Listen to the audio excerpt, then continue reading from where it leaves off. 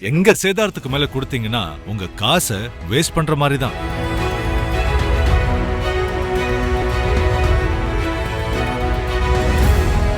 GT Holidays, South India's #1 travel brand. You know you are special when you're with GT Holidays. அது சுடுகாடாக மாறி இருக்கு. அப்படி பண்ணி வச்சிருக்காங்க இந்த இஸ்ரேலியர்கள். எப்படி ஜெர்மனியையும் ஜப்பானையும் மீண்டும் கட்டமைத்தார்களோ இரண்டாம் உலக போருக்கு பிறகு, அது மார்ஷல் ஃபண்டுன்னு ஒன்று இருந்துச்சு. அந்த இடத்துக்கு நமக்கு போகிறதுக்கு பல மாதங்கள் ஆகும். எதற்காக ஐநாவால் இங்கே மேற்பார்வை பண்ண முடியல? ஐநா ராணுவம் இருக்கு. ஐநா ராணுவம்னா ஐநாவுக்கு ராணுவம் இருக்கானா? இல்லை. அந்த கோவிலுடைய எஞ்சி இருக்கிற சுவர் தான் அந்த வெயிலிங் வால். நிறைய மதப்பற்றுள்ள யூதர்கள் போய் அந்த சுவற்றில் மோதி மோதி அழுவதை நீங்கள் பார்ப்பீர்கள். அந்த இடம் ரெண்டு பேருக்கும் புரிதமானது. இவர்கள் ரெண்டு பேருமே அதுக்கு சொந்தம் கொண்டாடுறாங்க. அது ஒரு பெரிய சிக்கல். அவர்களுக்கென்று ஒரு தனி நாடு இருக்கணும் அப்படின்ற ஒரு எண்ணத்தை முதல்ல கொண்டு வரவர் இஸ்ரேல் ஸ்டேட்னு சொல்லிட்டு தியோடோர் ஹெர்சல்.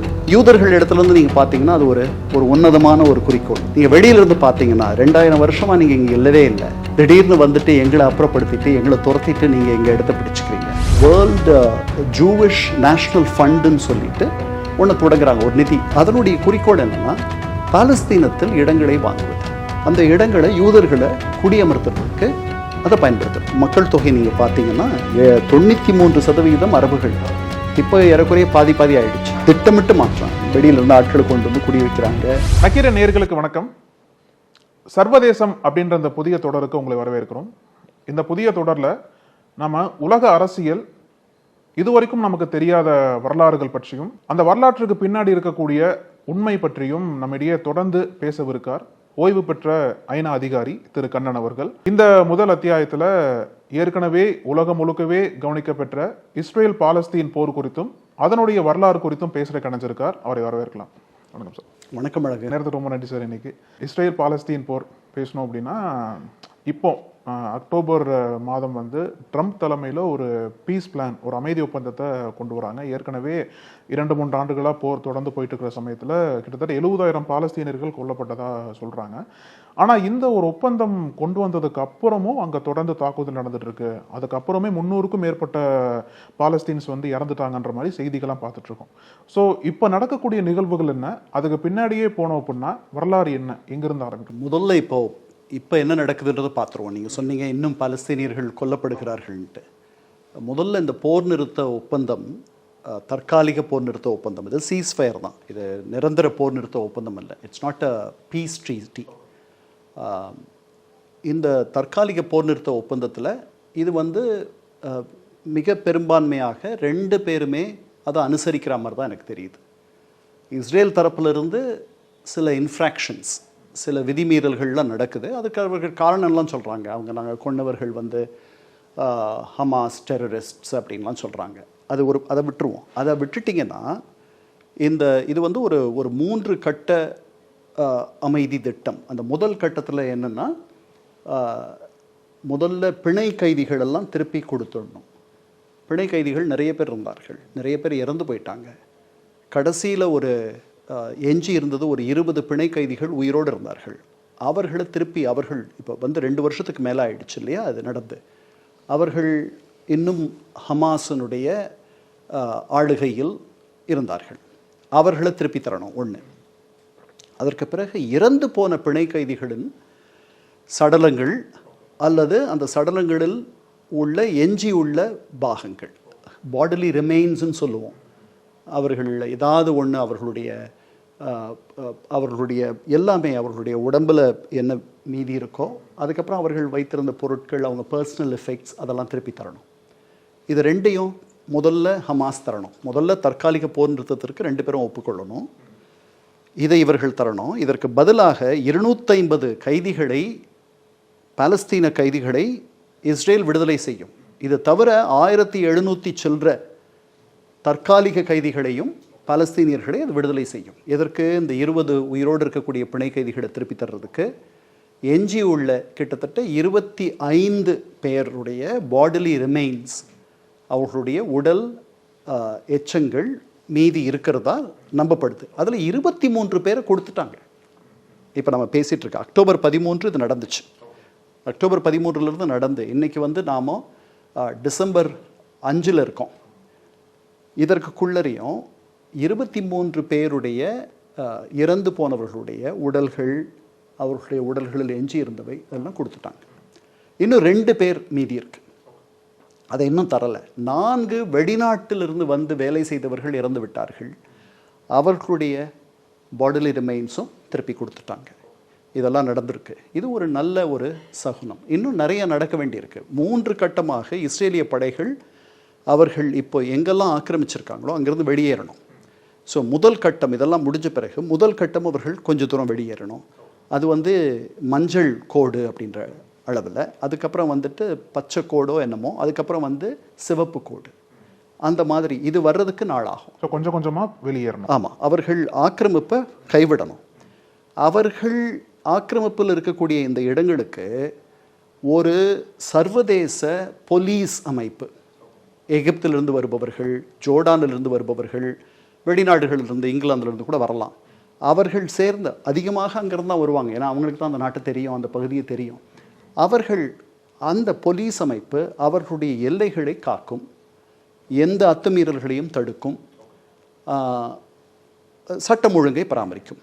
இவர்கள் வெளியே போக போக அந்த அமைப்பு உள்ளே வரும். அதுக்கப்புறம் இப்போ நிர்வாகம் எப்படி பண்ணணும்? இந்த நிர்வாகத்துக்கு இன்டர்நேஷ்னல் போர்டு, ஒரு சர்வதேச அமைப்பு. அந்த போர்டினுடைய தலைவர் யாருன்னா அதிபர் ட்ரம்ப். அந்த போர்டில் மையமாக யார் இருக்க போகிறான்னா முன்னாடி பிரிட்டிஷ் பிரதமராக இருந்த டோனி பிளேர், அவர் இருக்க போகிறார். அவர் ட்ரம்ப்புடைய மருமகன் ஜாரட் கூஷ்னரை பலமுறை சந்தித்து பேசி இதெல்லாம் அவர்கள் சேர்ந்து வடிவமைச்ச ஒரு திட்டம். அவர் தான் அதை இயக்க போகிறார். அந்த போர்டினுடைய ஓவர்சியராக அவர் தான் இருக்க போகிறார். ஆனால் அதனுடைய தலைவராக ட்ரம்ப் இருப்பார். மற்ற நாட்டு தலைவர்களும் அதில் உறுப்பினர்களாக வருவார்கள் அப்படின்னு சொல்கிறார் அவர். அது இன்னும் நடக்கலை. எகிப்தை சேர்ந்தவர், எகிப்தினுடைய அதிபர் சிசி அங்கே வந்துடுவார். இப்படியெல்லாம் நடக்க போகுது. அந்த போர்டு அங்கேருந்து தினசரி நடத்த முடியாது. அதை தினசரி அங்கே களத்திலிருந்து நடத்துறதுக்கு ஒரு டெக்னோக்ராட்டிக் கவர்மெண்ட், ஒரு தொழில் வல்லுநர்கள் சேர்ந்த பாலஸ்தீனியர்கள், ஒரு அரசு அங்கே இருந்து அவர்கள் அரசியல் சாரா தொழில்நுட்ப வல்லுநர்கள் கொண்ட ஒரு அரசாங்கம் தினசரி நிர்வாகத்தை கவனிக்கும். இது அடுத்த கட்டம். அப்போது இப்போ அந்த இடம் தரமட்டமாக இருக்குது. அது வந்து சுடுகாடாக மாறி இருக்கு. அப்படி பண்ணி வச்சுருக்காங்க இந்த இஸ்ரேலியர்கள். என்ன இப்போ அந்த இடத்த திருப்பி நிர்மாணம் பண்ணணும், கட்டமைக்கணும். அதற்கு உரிய பணம் தேவை. அது பெரிய வேலை. எப்படி ஜெர்மனியவும் ஜப்பானையும் மீண்டும் கட்டமைத்தார்களோ 2ஆம் உலகப் போருக்கு பிறகு, அது மார்ஷல் ஃபண்டுன்னு ஒன்று இருந்துச்சு. அதே மாதிரி ஜப்பானுக்கும் கூட அமெரிக்கா கிட்டத்தட்ட $7.5 பில்லியன் நமக்கு தந்துச்சு. அந்த மாதிரி இன்று அதிக அளவில் செல்வந்த பணக்கார அரபு நாடுகள், அதாவது Saudi Arabia, Qatar, United Arab Emirates, வளைகுடா நாடுகள், அவங்கெல்லாம் நிறைய பணம் தருவாங்க அதை மீண்டும் கட்டமைக்கிறதுக்கு. அப்படின்ற அந்த இடத்துக்கு நமக்கு போகிறதுக்கு பல மாதங்கள் ஆகும். இதுதான் இன்னைக்கு இருக்கிற ஒரு சூழல். நீங்கள் சொன்னது போல் அந்த ஜோர்டான் தரப்பிலிருந்து இப்போ அங்கே போலீசிங் இருக்கும், அப்புறம் ஈஜிப்டு கூட சொன்னீங்க. ஆனால் எதற்காக நீங்கள் ஒரு அதிகாரியாக இருந்திருக்கீங்களே, எதற்காக ஐநாவால் இங்கே வந்து மேற்பார்வை பண்ண முடியலன்னு பார்க்குறீங்க? எதற்காக பல நாடுகளோட இன்வால்மெண்ட் இங்கே தேவைப்படுது? இல்லை, ஐநாவுக்குன்ட்டு தனியாக படம்லாம் எதுவும் கிடையாது. ஐநா அங்கே இருக்குது அப்படின்னா ஐநாவினுடைய தொப்பியை போட்டுக்கிட்டு உறுப்பு நாடுகள் தரக்கூடிய போலீஸ் அதிகாரிகள் தான் செயல்படுவாங்க. அதில் இருக்கக்கூடிய குடி அதிகாரிகள், அதாவது சிவிலியன் அதிகாரிகள் இருக்காங்கல்ல, அவங்க மட்டும்தான் எந்த நாட்டையும் சேராதவர்கள். மற்றபடி அங்கே இருக்க இராணுவத்தை சேர்ந்தவர்கள். இப்போ நான் சைப்ரஸில் வேலை பார்த்தேன். அங்கே வந்து ஐநா இராணுவம் இருக்குது. ஐநா இராணுவம்னா ஐநாவுக்கு இராணுவம் இருக்கான்னா இல்லை, இருக்கணும்ன்ட்டு அதனுடைய அரசியலமைப்பில் இருக்குது, சட்டத்தில், அரசியல் சாசனத்தில் இருக்குது. ஆனால் அப்படி அமையலை. எந்த நாடும் அதுக்கு வந்து பெருசாக ஆர்வம் காட்டலை. அதனால் அங்கே இருக்கக்கூடிய துருப்புகள் யாருதுன்னு பார்த்தீங்கன்னா பிரிட்டிஷ் துருப்புகள். அவர்கள் பிரிட்டிஷ் சீருடை போட்டிருந்தாலும் கூட தொப்பி போடுறது வந்து ஐநாவினுடைய தொப்பி, அந்த நீல வண்ண தொப்பி போட்டுருவாங்க. அதில் ஐநாவினுடைய லட்சணை இருக்கும். அப்படித்தான். ஸோ அதனால் இது மொத்தமுமே வந்து ஐக்கிய நாடுகள் சபையில் ஒரு தீர்மானம் நிறைவேற்றி அந்த தீர்மானத்தின் கீழ் தான் அதற்கு ஒரு சட்ட வடிவு கொடுக்கப்பட்டிருக்கு. தனியாக போய் பண்ணிட முடியாது. ஸோ அமெரிக்கர்கள் கூட இதற்காக ஐநாவை நாட வேண்டியிருந்தது. அதில் சீனாவும் ரஷ்யாவும் அந்த தீர்மானத்தில் அவர்கள் பங்கெடுத்துக் கொள்ளவில்லை. அவர்கள் அதை வீட்டோ செய்யவில்லை, விலகி நின்றார்கள். 13 பேர் அதற்கு ஆதரவாக வாக்களித்ததாக எனக்கு நினைவு. அந்த ஐக்கிய நாடுகளுடைய குடையின் கீழ் தான், அது கொடுத்த சட்ட குடையின் கீழ் தான் இவ்வளவும் நடக்குது. சார், இந்த இஸ்ரேல் பாலஸ்தீன் போரில் நிறைய பேருக்கு என்ன ஒரு குழப்பம், என்ன ஒரு சந்தேகம் அப்படின்னா, எங்கே தான் இந்த போர் ஆரம்பிச்சது, எதற்காக அந்த போர் ஆரம்பிக்கப்பட்டது, எதற்காக இன்னும் இங்கே இந்த பகுதியில் அமைதி திரும்பாமல் இருக்குது அப்படின்ற சந்தேகத்தோடு பேசணும் அப்படின்னா அதுக்கு முன்னாடி ரொம்ப அந்த வரலாறுலாம் பேசணும்னு நினைக்கிறேன். ஸோ அந்த போர் எங்கே ஆரம்பிக்கப்பட்டது, எதற்காக இந்த சண்டை, எங்கே இதுக்கு தொடக்க புள்ளியாக இருந்ததுன்னு பார்க்குறீங்க? நான் ஒரு 20-25 நிமிஷத்தில் உங்களுக்கு 2000 சில்லற வருஷ வரலாற்றை சொல்லணும்னு நினைக்கிறேன்.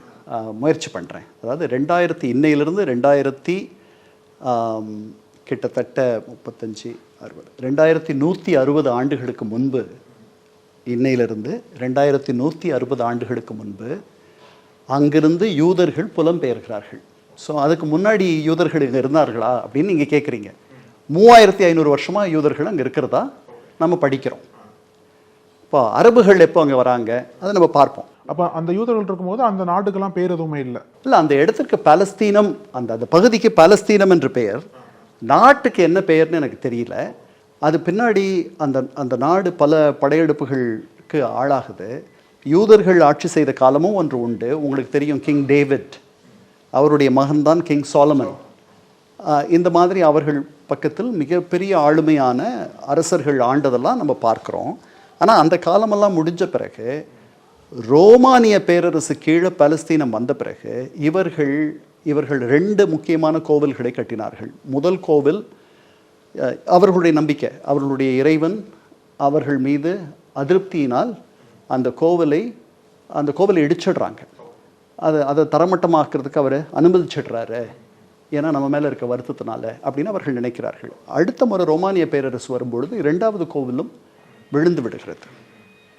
இந்த 2வது கோவில் சாலமன் கட்டிய கோவில்னு அவங்களுடைய எண்ணம். அந்த கோவிலுடைய எஞ்சி இருக்கிற சுவர் தான் அந்த வெயிலிங் வால். நீங்கள் பார்ப்பீங்க, நீங்கள் வீடியோலையும் டெலிவிஷன்லையும் பார்ப்பீங்க.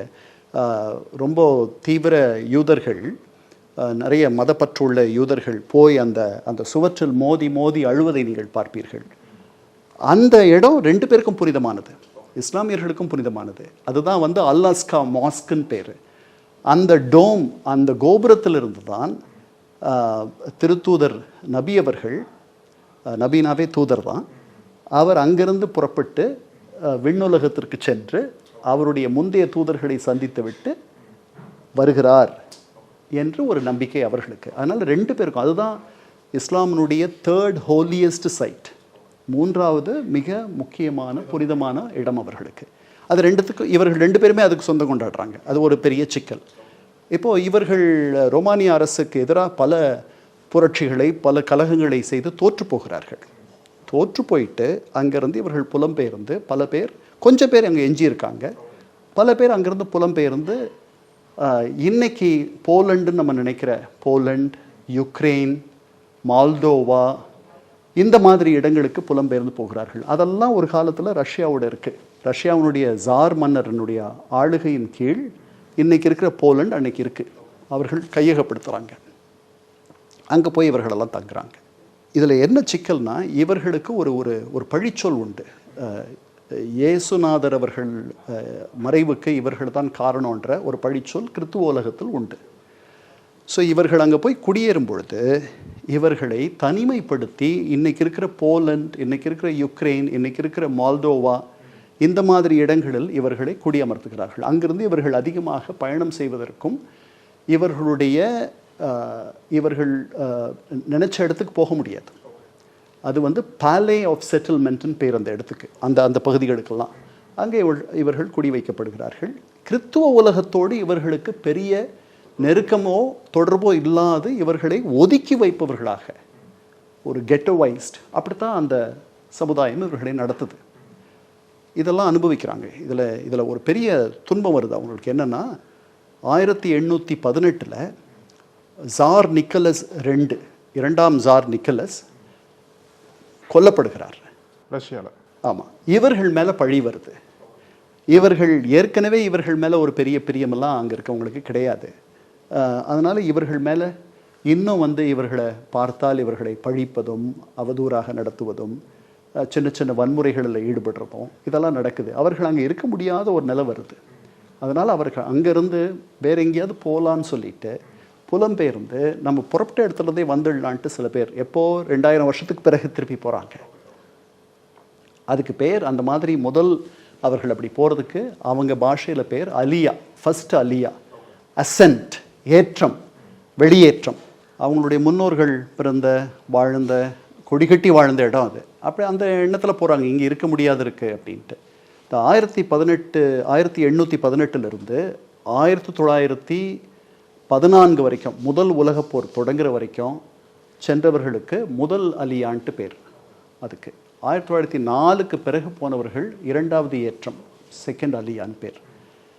இப்படி போனவர்கள் அங்கே அது வந்து தெற்கு பகுதியை நீங்கள் பார்த்தீங்கன்னா பாலஸ்தீனம் அது ஒரு பெரிய பாலைவனம். அது ஒரு அதைத்தான் அவர் இறைவன் அவர்களுக்கு உறுதியளித்த நிலம். அந்த நிலம் வந்து சோலையும் பூத்துக்குலுங்கும் மலர்களும் உள்ள ஒரு இடம் அல்ல, கட்டாந்தரையாக பாலைவனமாக இருக்கக்கூடிய ஒரு இடம். ஆனாலும் அதை அவர்களுடைய ஆண்டவனால் அவர்களுக்கு உறுதியளிக்கப்பட்ட இடம். அவங்க போகிறாங்க. அங்கே வாழ்க்கை ரொம்ப துன்பமாக இருக்குது. அந்த தரையை வந்து பண்படுத்தி அதில் வந்து விளைவிக்கிறது அப்படின்னா அது அவ்வளவு எளிமையானது இல்லை. அதனால் அங்கே போனவர்கள் பல பேர் அங்கிருந்து மீண்டும் புலம்பெயர்ந்து அமெரிக்காவிற்கும் மேற்கத்திய ஐரோப்பிய நாடுகளுக்கும் சென்று விடுகிறார்கள். அங்கே வாழ முடியல அப்படின்றது. ஆமாம், அங்கே ஒரு 55,000 யூதர்கள் மட்டும் இங்கிருந்து சென்றவர்கள் தங்குறாங்க. அவர்கள் வந்து பெருசாக அவர்களுக்கு அதாவது இந்த ஜார் நிக்கலஸ் 2வது இறந்த பிறகு அவர்களுக்கு வந்த துன்பங்கள் எல்லாம் வந்து அவர்களுக்குள்ள ஒரு யூதர்கள் அப்படின்ற ஒரு முதல்ல ஒரு அடையாளத்தை அவர்களுக்குள்ளே ஏற்படுத்துது. எங்கே போனாலும் நமக்கு ஒரு துன்பம் வருதுன்ட்டு அந்த அடையாளம். ஆனால் தனிநாடு கேட்குற அளவுக்குலாம் அவர்களுக்கு வரல. அங்கே போயிடுறாங்க, வேலை செய்கிறாங்க, கொஞ்சம் பேர் இருக்காங்க. இந்த 2வது அலியால வரவங்க, 2வது ஏற்றத்தில் வருபவர்கள் ரொம்ப ரொம்ப மனதிடத்தோடு இருக்கிறாங்க. அந்த நாட்டில் அவர்களுக்கு சாப்ரான் பேர், கள்ளிச்செடி மாதிரி அந்த கரடு முரடான இடத்துல அவர்களால் செழிக்க முடியும் அப்படின்ட்டு அவர்கள் கடுமையாக உழைக்கிறார்கள், அந்த நிலத்தை பண்படுத்துகிறார்கள். இன்றைக்கி நீங்கள் சாப்பிட்ற சில ஆரஞ்சஸ் எல்லாம் உலகத்தினுடைய மிக இனிப்பான சுவையான ஆரஞ்சஸ் எங்கே விளையுதுன்னா அங்கே தான். அந்த மாதிரி அந்த நிலத்தை மாற்றிடுறாங்க. ஸோ அவர்கள் வராங்க. இப்போ நம்ம அரபுகளை பற்றி பேசணும் இதுக்கிடையில். அரபுகள் அந்த இடத்தை எப்போ வந்து பிடிக்கிறாங்க அப்படின்னா 7ஆம் நூற்றாண்டில் இஸ்லாம் தொடங்கின பிறகு அந்த இடம் அரபுகள் வசமாகிறது. வந்த பிறகு அங்கே இருக்க பல பேர் இஸ்லாத்தை தழுவுகிறார்கள். அந்த இடம் முழுக்க அரபு பேசுகின்ற ஒரு இடமா மாறிடுது. அதனால் இந்த நூற்றாண்டுக்கு ஒரு நூற்றாண்டுக்கு முன்னாடி தொடக்கத்தை நீங்கள் பார்த்தீங்கன்னா 19ஆம் நூற்றாண்டு தொடக்கத்தில் கிட்டத்தட்ட 85% அங்கே இருந்தவர்கள் இஸ்லாமியர்கள், ஒரு 10% கிறித்துவர்கள். ஏன்னா அங்கே தான் கிறித்து பிறந்த இடம். அது பெத்லஹேம் அங்கே தான் இருக்குது, பாலஸ்தீனத்தில் இருக்குது. அதனால் இப்படி அந்த இடத்துக்கு பாலஸ்டைன்னு பேரே தவிர பாலஸ்டைன் அப்படின்ட்டு அதை 16ஆம் நூற்றாண்டிலிருந்து அந்த இடம் துருக்கியர்களுடைய ஆட்சிக்கு கீழுக்கு அவங்களுடைய கைக்கு வந்துடுது. அவர்கள் அதை பாலஸ்டைன்னு சொல்லலை, அதை வந்து பொதுவாக குறிக்கும் பொழுது பாலஸ்டைன் என்று சொல்லுகிறார்களே ஒழிய அதை ஒரு பாலஸ்டைன் என்ற ஒரு நிர்வாக அமைப்பாக அவர்கள் வைக்கலை. ஒரு 3 மாவட்டங்களாக அதை பிரித்து வச்சுருந்தாங்க. நாப்லஸ், ஏக்கர், அதுக்கப்புறம் ஜெருசலம். இந்த மாதிரி 3ஆக அதை பிரித்து அவர்கள் நிர்வகித்து வந்தார்கள். ஸோ இவர்கள் தான் பெரும்பான்மையானவர்கள் இவங்க இருக்காங்க. இப்போ இந்த அலியா அங்கே ஆரம்பித்த பிறகு இவர்களுக்கு உலகம் முழுக்க இந்த மாதிரி நாங்கள் வந்து யூதர்கள்ன்ற ஒரு சின்ன அடையாளம் வர ஆரம்பித்த பிறகு அவர்களுக்கென்று ஒரு தனி நாடு இருக்கணும் அப்படின்ற ஒரு எண்ணத்தை முதல்ல கொண்டு வரவர் இஸ்ரேல் ஸ்டேட்டுன்னு சொல்லிட்டு தியோடோர் ஹெர்சல். அவர் வந்து வியனாவில், ஆஸ்திரியாவுடைய தலைநகரான வியனாவில் இருக்க ஒரு யூதர். அவர் ஒரு வழக்கறிஞர், அவர் வந்து ஒரு பத்திரிகையாளர். அவர் 1886 என்னமோ இப்படி ஒரு புத்தகத்தை எழுதுகிறார். அந்த புத்தகம் வந்து ஃப்ரெஞ்சு பேசுபவர்கள் எப்படி ஃப்ரெஞ்சு நாடு என்று ஒன்று வைத்திருக்கிறார்களோ, எப்படி ஜெர்மன் பேசுபவர்கள் ஜெர்மன் நாட்டை நிர்மாணித்திருக்கிறார்களோ, அது மாதிரி நமக்கென்று ஒரு நாடு வேணும் அப்படின்னு சொல்லி எழுதுறார். அதற்கு அடுத்த ஆண்டு வேர்ல்டு ஜியோனிஸ்ட் காங்கிரஸ். ஜியோன்ன்றது ஒரு நதி, அங்கே பைபிளில் சொல்லப்படுற நதி. அந்த ஜியோனிசம்னா என்னென்னா யூதர்களுக்கென்று மீண்டும் ஒரு நாட்டை நிர்மாணிப்பது. அதுக்கு பேர் தான் ஜியோனிசம். ஜியோனிசம் வந்து இப்போ ஒரு மதமாக மாறிடுச்சுன்னு பார்க்குறீங்களா சார்? இல்லை, மதம் இல்லை, அது வந்து ஒரு ஆக்கிரமிப்பு முகமையா, ஏஜென்சியா மாறிடுச்சுன்ட்டு எல்லாரும் சொல்கிறாங்க. அதுக்கு வந்து ஒரு கெட்ட பேர் வந்துருச்சு. ஜியானிசம் ஈக்குவல்ஸ் நிறவரி, ரேசிசம்னு சொல்லிட்டு ஐக்கிய நாடுகள் பொதுச்சபையில் 3வது நாடுகள் எல்லாம் சேர்ந்து இஸ்ரேலுக்கு எதிராக ஒரு தீர்மானத்தை நிறைவேற்றி வைத்திருந்தன. ஜியானிசம் ஈக்குவல்ஸ் ரேசிசம், தென்னாப்பிரிக்கா அளவுக்கு நீங்கள் மோசமானவர்கள்னு சொல்லி ஒரு தீர்மானம் இருந்துச்சு. அந்த தீர்மானத்தை அப்புறம் அவங்களே விலக்கிக்கிட்டாங்க ரொம்ப நாளைக்கு பிறகு. ஸோ அதனால் ஜியோனிசம்க்கு 2 அர்த்தம் உண்டு. யூதர்கள் இடத்துலேருந்து நீங்கள் பார்த்தீங்கன்னா அது ஒரு உன்னதமான ஒரு குறிக்கோள். தங்களுடைய நாட்டை அவர்கள் மீண்டும் நிர்மாணிக்கிறார்கள். நீங்கள் வெளியிலிருந்து பார்த்தீங்கன்னா 2000 வருஷமாக நீங்கள் இங்கே இல்லவே இல்லை, திடீர்னு வந்துட்டு எங்களை அப்புறப்படுத்திட்டு எங்களை துரத்திட்டு நீங்கள் எங்கள் இடத்த பிடிச்சிக்கிறீங்க. அதனால் அதுக்கு 2 அர்த்தம் இருக்குது. அவர் அந்த காங்கிரஸ், அந்த மாநாட்டை அங்கே கூட்டுகிறார். எங்கே கூட்டுறாரு? சுவிட்சர்லாண்டில் கூட்டுறார். அதில் உலகத்தில் உள்ள யூத தலைவர்கள், யூதர்கள் சிலர் ரொம்ப பெரிய இடங்களில் இருக்காங்க. ராத்ஷைல்ட் பெரிய உலக வைர வியாபாரி, பெரிய ஜுவல்லர். அவருக்கு இன்றைக்கி நம்ம இலான் மஸ்கை பற்றி சொல்கிற அளவுக்கு அவர்களெல்லாம் அந்த காலத்தில் பெரிய இடத்துல இருக்காங்க. சிலர் ரொம்ப வசதியாக இருப்பவர்கள், அவங்கெல்லாம் வராங்க.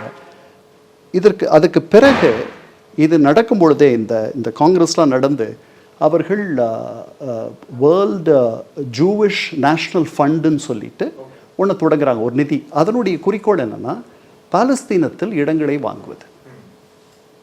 அதுக்கு உலகம் முழுக்க இருந்து அவர்கள் யூத கொடையாளர்களை கொடை தர சொல்கிறார்கள்.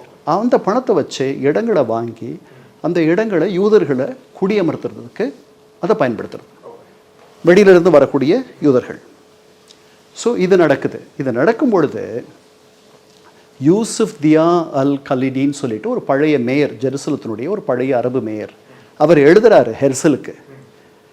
இதெல்லாம் நடந்துட்டு இருக்கும் பொழுதே எழுதி, நீங்கள் திரும்பி வர, உங்களுக்கு பாலஸ்தீனத்திற்கு நீங்கள் திரும்பி வர உங்களுக்கு எல்லா உரிமையும் இருக்குது, பாலஸ்தீனத்தின் மீதும் உங்களுக்கு உரிமை இருக்குன்றதை நான் ஒத்துக்கிறேன், ஆனால் கொஞ்சம் எங்களை நிம்மதியாக இருக்க விடுங்க, பாலஸ்தீனத்தை அப்படியே இருக்க விடுங்கள், விலகி போங்கள் அப்படின்னு எழுதுறாரு. அதுக்கு ஹெர்சல் என்ன பதில் போடுறாரு?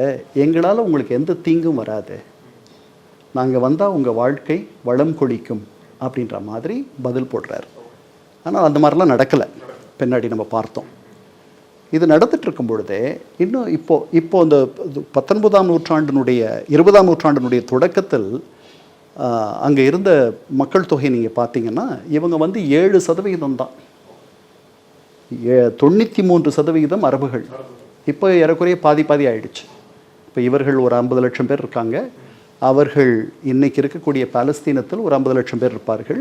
வெளியில் அகதிகளாக ஒரு 50 லட்சம் பேர் இருக்காங்க. ஆனால் அன்னைக்கு 93 பங்கு அவங்க, இவங்க வெறும் 7 பங்கு தான். அதுக்கு கொஞ்சம் கொஞ்சமாக அந்த டெமோக்ராஃபிக் மாறுது. அதை மாற்றுறாங்க, இவங்க திட்டமிட்டு மாற்றுறாங்க. வெளியிலேருந்து ஆட்களை கொண்டு வந்து குடி வைக்கிறாங்க. நிறைய குழந்தைகள், பெரிய குடும்பங்களை வச்சுக்கங்கன்னு சொல்லி அவர்களுடைய தலைவர்கள் அவர்களுக்கு ஊக்கப்படுத்துகிறாங்க. இங்கே வந்து எப்படி சொத்துக்கெல்லாம் வாங்குறாங்க? இந்த ஜூவிஷ் நேஷ்னல் ஃபண்டு ஒன்று, அதில் இருந்து கொடுத்து வாங்கி தர்றது ஒன்று. 2வது தனிப்பட்ட முறையில் வசதியாக இருப்பவர்கள் பலர் அப்படி வாங்குறாங்க, நல்ல விலை கொடுத்து வாங்குறாங்க. பாலஸ்தீனியர்கள் அவர்கள் வந்து தெரியாத விற்கிறாங்க. ₹1 பொருளுக்கு $1.25 தரத்துக்கு அவங்க ரெடியாக இருக்காங்க. அப்படி வித்துட்டு போகிறாங்க. அவர்களுக்கு புரியல அந்த இடத்தினுடைய அருமை அவர்களுக்கு புரியல, தொடர்ந்து வாங்குறாங்க. இது வந்து ஒரு கிரிட்டிக்கல் ஸ்டேட், ஒரு உச்ச நிலையை அடையும் பொழுது தான் அவங்க விழிச்சுக்கிறாங்க. அப்போது பாலஸ்தீன், அங்கே அரபில் பி கிடையாது, அரபியில். அதனால் அவர்கள் வந்து ஃபிலஸ்டீன் அப்படின்னு சொல்லுவாங்க. அதை எஃப் சொல்லணும் இல்லை பி சொல்லணும், அந்த மாதிரி தான். ஸோ ஃபிலஸ்டீன்னு சொல்லிட்டு ஒரு பத்திரிக்கை அரபுகளை அவங்களுக்கு சொல்லுது, நீங்கள் விற்காதீங்க நிலத்தை, பத்திரமா வச்சுருங்க நம்முடைய அப்படின்லாம் அவங்கள வந்து அறிவுறுத்துது. ஆனால் அவர்கள் ஏழைகள், நல்ல விலை வருது அப்படின்னு நினச்சி விற்கிறவர்கள் தான் நிறைய பேர் இருப்பாங்க. ஸோ இந்த மாதிரி கொஞ்சம் கொஞ்சமாக அவர்கள் வாங்கி சேர்க்கிறார்கள். இந்த ஜூவிஷ் நேஷ்னல் ஃபண்டில் இருக்கக்கூடிய பணத்தை நீங்கள் வேறு எதுக்கும் பயன்படுத்த முடியாது, வெறும் இடம் வாங்குறதுக்கு, நிலங்களை மட்டும்தான் வாங்கணும். ஆமாம். ஸோ இந்த திட்டம் நடந்துகிட்டே இருக்கும் பொழுது உங்களுக்கு அங்கே இந்த துருக்கியர்கள் என்ன பண்ணுறாங்க, ஒரு 1908 அந்த நேரத்தில் அது வரைக்கும் அரபியில் எல்லாம் சொல்லி கொடுத்துட்ருக்காங்க. பள்ளிகளில் அரபி, நீதிமன்றங்களில் அரபி, நிர்வாக மொழியாக அரபி இருக்குது. துருக்கியினுடைய கட்டுப்பாட்டில் கிட்டத்தட்ட 400 வருஷமாக அந்த இடம் இருக்குது. அவங்க புதுசாக என்ன பண்ணுறாங்க, துருக்கி மொழியை அறிமுகப்படுத்துகிறாங்க, கட்டாயமாக்காங்க. ஓகே, நீங்கள் பள்ளிகளில் துருக்கி மொழி படிக்கணும், நீங்கள் நீதிமன்றங்களில் துருக்கி மொழி ஆட்சி மொழியாகும், நிர்வாகத்திலையும் துருக்கி மொழி வந்துடும். இதுக்கு ஒரு சின்ன எதிர்ப்பு வருது. முதல்ல அவர்களுக்கு அரபு மொழிப்பற்று இன உணர்வு என்பது அதுதான் ஆகுது. ஆனால் அதை விட பெரிய இன உணர்வு, நம்முடைய இடத்தை இவர்கள் வெளியிலிருந்து வந்தவர்கள் பிடிச்சுக்கிறாங்களோ அப்படின்ற ஒரு எண்ணம் அவர்களுக்கு எப்போ வருதுன்னா, இவர்கள் சாரியாக வந்து இடங்களை வாங்குவதும் அங்கு குடியமர்த்துவதும் குடியேறுவதும் அவர்களை அச்சுறுத்துகிறது. அந்த இடத்துக்கு வருது. இதுக்கிடையில் உங்களுக்கு அங்கே இருக்கக்கூடிய பல அரபு உள்ளூர் தலைவர்கள் இருக்காங்க. இப்போ வந்து அந்த ஊரில் இப்போ தான் சவுதி அரேபியா கிட்ட இந்த 2 மெக்காவும் மதீனாவும் 2 அவங்கக்கிட்ட இருக்கு. அப்போ வந்து இவங்க இங்கே தான் இருந்துச்சு. இவர்கள் தான் அந்த custodians of the 2 holiest sites. அவர் வந்து ஷெரிஃப்ன்ட்டு, அவருக்கு பேர் ஷெரிஃப். அந்த கஸ்டோடியன் ஆஃப் த மாஸ்க்ஸ் அவர் தான் அவங்களுடைய பெரிய அவர் ஹஜ்ஜுக்கு எத்தனை பேர் வரலாம் போகலாம் இதெல்லாமே அவர் முடிவு பண்ண மத தலைவர். ஆமாம், அவர் தான் மத தலைவர். அவரோட வந்து இவர்களுடைய முதல் ஹை கமிஷனர் பாலஸ்டைனில் அவர் வந்து ஒரு ஒப்பந்தம் போடுறார். அவர் என்ன சொல்கிறாரு, நீங்கள் வந்துட்டு முதல் உலகப்போர் தொடங்கிடுது. முதல் உலகப்போர் வந்து ஆஸ்ட்ரியா ஹங்கரி, அதுக்கப்புறம் பிரிட்டனையும் ஃப்ரான்ஸையும் எதிர்த்து இவங்க வந்து சண்டை போடுறாங்க. ஏன்னா அதில் இந்த டர்க்கி வந்து தோக்குற சைடில் போய் சேர்ந்துருது. சேர்ந்த உடனே அந்த இடம் முழுக்க வந்து துருக்கியை வந்து அப்புறப்படுத்துகிறாங்க. இந்த அப்புறப்படுத்துவதற்கு அவர்கள் இங்கே உள்ளே இருக்கக்கூடிய அரபுகளை தான் அவங்களை எதிர்த்து கலகம் பண்ண சொல்கிறாங்க. அப்படி கலகம் பண்ணும் பொழுது இவர்களை ஆயுதங்கள் தராங்க, எல்லாம் பண்ணுறாங்க. அந்த ஹை கமிஷனர் இவருக்கு என்ன எழுதுகிறாரு, இந்த மாதிரி ஹெர்பர்ட் சாமுவல்னு பேர். அவர் இந்த முஃப்டி, ஜெருசலத்தினுடைய இந்த முஃப்டி ஷெரிஃப், அவருக்கு என்ன எழுதுகிறாரு, நீங்கள் வந்து உங்களுக்கு ஒரு அரபு நாடு உருவாவதற்கு நாங்கள் துணை பண்ணுவோம் அப்படின்னு எழுதுகிறார். இவர் கேட்குறாரு, அதனுடைய எல்லைகள் எங்கே இருக்கும், அதுக்கு என்ன பேரா, அது பாலஸ்தீனம் அதில் அடக்கமா? ஏன்னா சிரியாவும் துருக்கி கிட்ட இருக்குது, ஜோர்டனும் துருக்கி கிட்ட இருக்குது, லிபியா துருக்கி கிட்ட இருக்குது, சவுதி அரேபியா துருக்கி கிட்ட இருக்குது. இது அத்தனையும் துருக்கி ஆண்டுட்டு இருக்கு. அப்போ வந்து ஒட்டமான் எம்பையர் மாதிரி இருக்கு. ஆமாம், ஒதுமானியம்னு நம்ம தமிழில் சொல்கிறோம். ஒட்டமான்ன்றது ஒஸ்மானுடைய திரிபு. ஒஸ்மான்ன்றவரால் தோற்றுவிக்கப்பட்டது தான் அந்த ஆட்டமான் எம்பையர். அது ஆட்டமான் அப்படின்னு ஆயிடுச்சு மறுபடி. ஸோ இந்த மாதிரி சொல்கிறாங்க, இந்த மாதிரி நாங்கள் உதவி பண்ணுறோன்ட்டு. அவர் அதை நம்புகிறாரு. அப்புறம் இது பாலஸ்தீனம் இருக்குமானா அதுக்கு அவர் சரியாக பதில் சொல்ல மாட்டேன்றார். அதனுடைய எல்லைகளை பற்றியும் அவர் சொல்ல மாட்டேன்றார். இதுக்கிடையில் இந்த மேலை நாடுகள் இந்த போரில், முதல் உலகப் போரில் வென்று விடுகின்றன. இதுக்கு நடக்கும் பொழுதே ஃப்ரெஞ்சு பிரிட்டிஷ் தலைவர்கள் 2 பேர் பிரைம் மினிஸ்டர்ஸ், சைக்ஸ் பீகோ அக்ரிமெண்ட்னு ஒன்று பேர். சைக்ஸ் வந்து பிரிட்டிஷ் தலைவர், பீகோ வந்து ஃப்ரெஞ்சு தலைவர். அவர்கள் 2 பேரும் தனியாக ரகசியமாக ஒரு ஒப்பந்தத்தை போட்டுக்கொள்கிறார்கள். இந்த முதல் உலகப் போரில் வெற்றி பெற்ற இடங்களை நாம் நமக்குள்ளே பகிர்ந்துக்குவோம். இது வந்து ஃப்ரெஞ்சு ஆளுகை கிட்ட வரும். எப்படின்னா லெபனான், சிரியா இதெல்லாம் ஃப்ரெஞ்சு கட்டுப்பாட்டில் வந்துடும். ஆங்கிலம் பேசுகின்ற மற்ற பகுதிகள், பாலஸ்தீனம், இதெல்லாம் எங்கள் கட்டுப்பாட்டில் வந்துடும். சவுதி அரேபியா இதெல்லாம் இந்த மாதிரி அவர்கள் தனியாக, இந்த ஒப்பந்தம் வேறு யாருக்கும் தெரியாது. வெளியே வரும்பொழுது முஃப்டி ஷெரிஃப் ஹுசைன் அவர் வந்து என்னடா இந்த மாதிரி நம்மளுக்கு இப்படி ஒன்று ப்ராமிஸ் பண்ணாங்க, நான் இப்படி வேறு மாதிரி இருக்குது அப்படின்னு பார்க்குறாரு. It was too late. அது மூன்றாவது 1917 நடக்குது. 1914 18 வரைக்கும் முதல் உலகப் போர் நடக்குது. அந்த 1917 பால்ஃபர் டெக்ளரேஷன். இந்த பால்ஃபர் டெக்ளரேஷனில் முதல் முறை பிரிட்டிஷ் அரசு, அவர் ஆர்தர் பால்ஃபர் வந்துட்டு அவங்களுடைய வெளியுறவு அமைச்சர், அவர் ஒரு உறுதிமொழி தரார். அது வந்து 65 வார்த்தைகள் உள்ள ஒரு உறுதிமொழி, வெறும் 65 வார்த்தைகள். அதில் his majesty's government views with favour the creation of a home for the Jewish people in Palestine அப்படின்னு போட்டுட்டு, பாலஸ்தீனை சொல்லியே அந்த அப்படிதான் நினைக்கிறேன் அந்த பால்ஃபர் டெக்ளரேஷன் வேறு அங்கே தான் அது. அதுக்கப்புறம் அங்கே இருக்கக்கூடிய நான்-ஜூவிஷ் கம்யூனிட்டிஸினுடைய ரிலிஜியஸ் சிவில் ரைட்ஸுக்கு எந்த பங்கமும் வராத இந்த ஏற்பாடு நடக்கும் அப்படின்ட்டு சொல்கிறாங்க. ஹோம் தான் சொல்கிறாங்க, ஹோம்லேண்டோ ஹோமோ அதான் வார்த்தை. இது வந்த உடனே இது வந்து சட்டப்பூர்வமாகவே நமக்கு ஒரு நாடு தருவதற்கு இந்த பிரிட்டிஷார் ஒத்துக்கிட்டாங்க அப்படின்ற மாதிரி யூதர்கள் நினைக்கிறாங்க. ஏன் பிரிட்டிஷ் இதை பண்ணணும்? பிரிட்டிஷ் வந்து யூதர்களுக்கு ஒரு பெரிய செல்வாக்கு இருந்துச்சுன்னு நினச்சாங்க. சோவியத் யூனியனில், சோவியத் ரஷ்யாவில் யூதர்கள் என்னதான் ஒதுக்கப்பட்டாலும் கூட அவர்கள் சில முக்கியமான இடங்களில் இருந்தார்கள். அவர்களால் கருத்தை வடிவமைக்க முடியுன்ற மாதிரி அவங்க நினச்சாங்க ஒன்று. அப்புறம் அவர்களுக்கு அந்த மாதிரி ஒரு எண்ணம் வர்றதற்கு ஒருத்தர் துணை பண்ணார். மான்செஸ்டர் கார்டியன் ஒரு பத்திரிக்கை, அந்த பத்திரிகையினுடைய ஆசிரியர் சிபி ஸ்காட். அந்த சிபி ஸ்காட்டு ஒருத்தருக்கு ரொம்ப நெருக்கமான ஃப்ரெண்டு. அவர் யாருன்னா செயின் வெய்ஸ்மன், இஸ்ரேலினுடைய முதல் குடியரசுத் தலைவர். இந்த செயின் வெய்ஸ்மன் வந்து ஒரு பெரிய ஒரு ஆதர்ஷ சக்தி. அவரை அதாவது இர்ரெசிஸ்டிபிள் பொலிட்டிக்கல் சாமர் அப்படின்ட்டு அவரை பற்றி ஒருத்தர் சொல்லியிருக்கார். அவர் கிட்ட அவரோட பழகிற யாருமே அவருடைய ஆளுமைக்கு உட்படாத போக மாட்டாங்க. அவ்வளோ ஒரு வசீகரத்தன்மை உள்ள ஒருத்தர். அவங்க ரெண்டு பேரும் யூதர்களுக்கு உலகத்தில் எவ்வளவு பலம் இருக்கோ இல்லையோ, ஆனால் பெரிய பலம் இருக்கிறதா ஒரு பிம்பத்தை கட்டமைச்சாங்க. ஆமாம், லாய்ட் ஜார்ஜ் பிரிட்டனுடைய பிரதமர் அவர்கிட்டையும் பால்ஃபர் அவருடைய வெளியுறவு அமைச்சர்கிட்டையும் இது தேவையே இல்லை. ஏன்னா அவங்க ரெண்டு பேரும் வந்து அவங்க ரொம்ப தீவிரமான கிறிஸ்துவர்கள். கிறிஸ்துவ நம்பிக்கை என்னன்னா, இங்கிருந்து புலம்பெயர்ந்த யூதர்கள் அத்தனை பேரும் மீண்டும் திரும்பி வந்தால்தான் மீண்டும் மெஸ்ஸாயா வருவதற்கு ஏதுவாகும். அது ஒரு கண்டிஷன், ப்ரீ கண்டிஷன். அதெல்லாம் நடந்த பிறகுதான் எல்லாரும் மீண்டும் உயிர் தெழுவது என்பது நடக்கும் அப்படின்ற நம்பிக்கை உள்ளவர்கள் லாய்ட் ஜார்ஜும் பால்ஃபர். அப்ப இந்த காலகட்டத்தில் கிறிஸ்தவர்கள் வந்து யூதர்களை மன்னிச்சிட்டாங்களா சார்? ஆமாம், சர்ச் வந்து ஒரு முடிவெடுக்குது. கலெக்டிவ் கில்ட்னு நம்ம சொல்லக்கூடாது. யூதர்கள் எல்லாருமே குற்றவாளிகள் அல்ல, நாம் அவர்களை மறந்துட்டோம் அப்படி நினைக்கக்கூடாது. ஒரு சில பேர் இப்படி இருக்காங்கன்ட்டு. ஸோ அதுக்கப்புறம் பால்ஃபர் டிக்ளரேஷன் வருது. ஸோ இந்த மூன்றும் வந்து இவர்களுக்கு பெரிய உதவியாக இருக்குது. இவர்களுடைய எண்ணிக்கை கூடுது.